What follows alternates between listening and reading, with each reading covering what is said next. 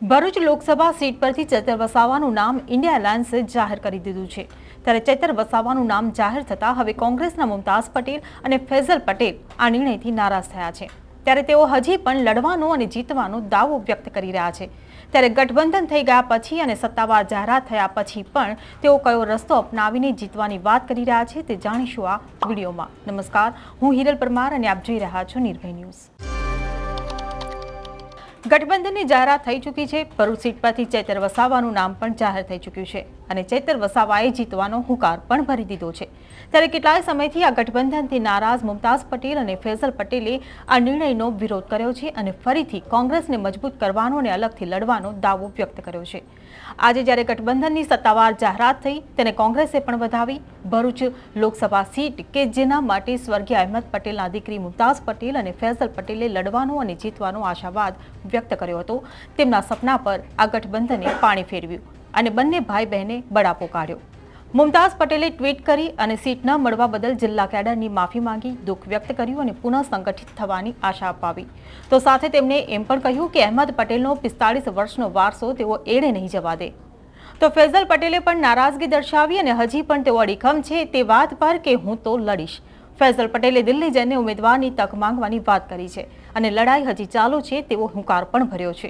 ત્યારે એક તરફ એવું પણ ચર્ચાઈ રહ્યું છે કે હવે નારાજ થયેલા આ બહેન ભાઈ ભાજપમાં જોડાઈને ચેતર વસાવાને લડત આપી શકે। ત્યારે આ બાબતે CR પાટીલનું શું કહેવું છે તે પણ સાંભળો।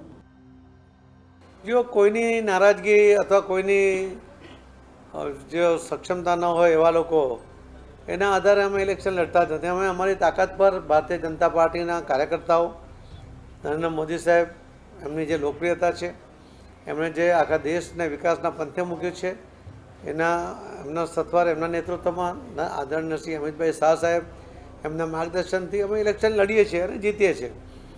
અમે કોઈ કમજોર છે એના આધારે અમારી જીતના ગણિત મૂકતા નથી, અમે એની કોઈ ચિંતા કરતા નથી।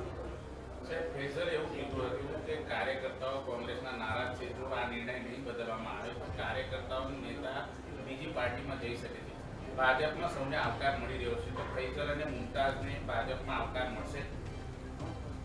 જો કોંગ્રેસના નેતા કે એના કાર્યકર્તાઓ જે વિચારતા હોય છે એમના અસ્તિત્વ માટે વિચારતા હોય છે।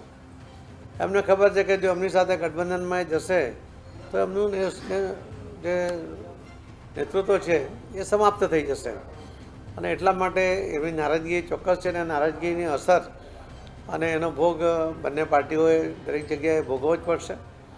ભારતીય જનતા પાર્ટીએ કેટલાક જે આગેવાનોને એમાં જોડ્યા જેમને ખરેખર લોકોના કામ કરવા છે, એવા લોકો જેમને નેતૃત્વ વિહીન પાર્ટી થઈ જવાને કારણે જે દિશાહીન થઈ ગયા હતા અને એમનો જે ટાર્ગેટ હતો કે લોકોને મદદ કરી એમાં એ ગોલ તરફ આગળ વધતા નહોતા, એટલા માટે એ લોકો પાર્ટી છોડીને આવે। અમે એમની સાથે એમને સ્વીકાર્યા છે, પરંતુ અહીંયા એમને પોતાના અસ્તિત્વનો સવાલ લાગે છે। એટલે આ ગઠબંધન ક્યારેય સંપૂર્ણપણે શક્ય થવાનું નથી એવો મને વિશ્વાસ છે।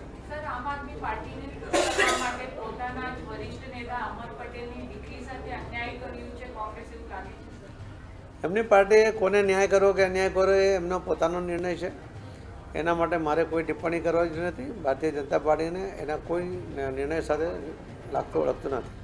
રાહુલ ગાંધીને ન્યાય કરવા ગુજરાતમાં આવતા મહિને આવી રહી છે અને ખાસ કરીને જે આદિવાસી વિસ્તાર ત્યાંથી પસાર થશે, શું લાગે છે આનાથી આદિવાસી વિસ્તારમાં ફરક પડી શકે?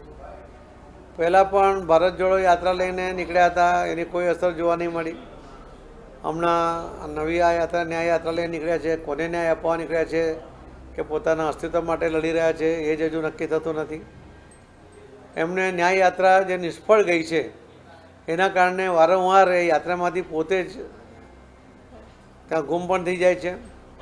તો રાહુલ ગાંધી એ નેતૃત્વ કરી શકે એવી ક્ષમતા એનામાં નથી એવું કોંગ્રેસના જ લોકો માને છે, એટલા જ માટે એ એને સફળ કરવા માટેનો કોઈ પ્રયત્ન કરતા નથી અને કરે તો પણ એ સફળ થવાની શક્યતા નથી, એનું પરિણામ પણ લોકો જાણે છે અને એટલે જ કોંગ્રેસના કાર્યકર્તાઓ ખૂબ જ નિરાશા અનુભવી રહ્યા છે એવું માનું છું।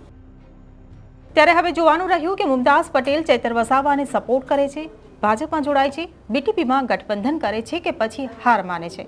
તમને શું લાગે છે તેમને કમેન્ટ બોક્સમાં લખીને ચોક્કસથી જણાવશો। જો વિડીયો પસંદ આવ્યો હોય તો વિડીયોને લાઇક, શેર અને અમારી ચેનલ નિર્ભય ન્યૂઝને સબસ્ક્રાઇબ કરવાનું ભૂલશો નહીં। આભાર।